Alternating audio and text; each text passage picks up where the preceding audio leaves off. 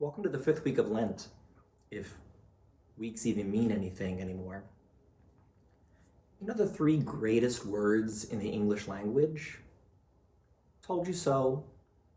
I love marking the days and times that I make particular predictions so that I can point back to them when weeks or months later they inevitably become true. Whenever I get to say to someone those great words, told you so, I love to savor on a nice glass of fine wine, or in this case, because I gave up wine for Lent, a tasty glass of chocolatey milk.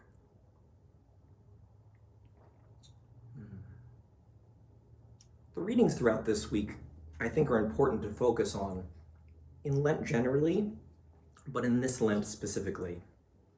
The first readings throughout the week remind us of the promises of God. Sunday's first reading from the book of Ezekiel closes with God reminding us, I have promised and I will do it. What God promises he'll do are things that in fact do happen. The Gospels throughout the week focus on two different realities of Jesus. The early part of the week looks at what Jesus does, raising Lazarus from the dead, forgiving the sins of the woman caught in adultery, while the later portion of the week focuses on who Jesus is. He takes great pains to identify himself with the very person of the Father. Thus, looking at those readings in combination and seeing them transpire over the course of the week help us focus on a simple logical syllogism. God's promises are trustworthy. Jesus is God. Therefore, Jesus' promises are trustworthy. He's told us he's going to do stuff, and we can bank on him doing them. But it's important to recall that much of the stuff that Jesus promises us is pretty hard. He promises us difficult stuff. It's not all rainbows and butterflies for Christ. He promises us suffering. He promises us persecution. He promises us the cross. But I think it's also important to remember that the last thing Jesus promises his disciples in the Gospels is that he'll remain with them always, even until the end of the world.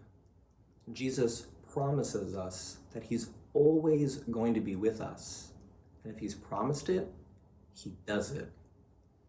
Christ is present everywhere, all the time, and in equal measure. There aren't higher concentrations of Christ in some places than others. Jesus isn't laundry detergent. Christ is as present in the parish church to which you go as he is in our chapel downstairs, as he is around the kitchen table when you're eating a meal with your family. Christ is as present in a time of celebration and joy as he is at a time of fear and sorrow. The challenge of every Lent generally, but I think this Lent in particular, and really the challenge of the whole Christian life, is to train our inner senses to recognize Christ present everywhere, but in particular in the most unexpected places and at the most unanticipated times. Indeed, we find ourselves in such a place and time now.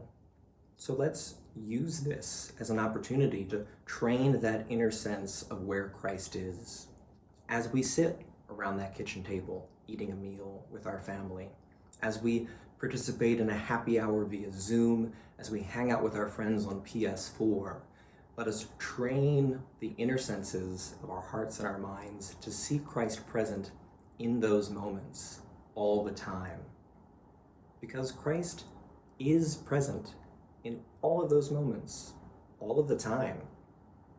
Why can we be confident of that? Because he told us so.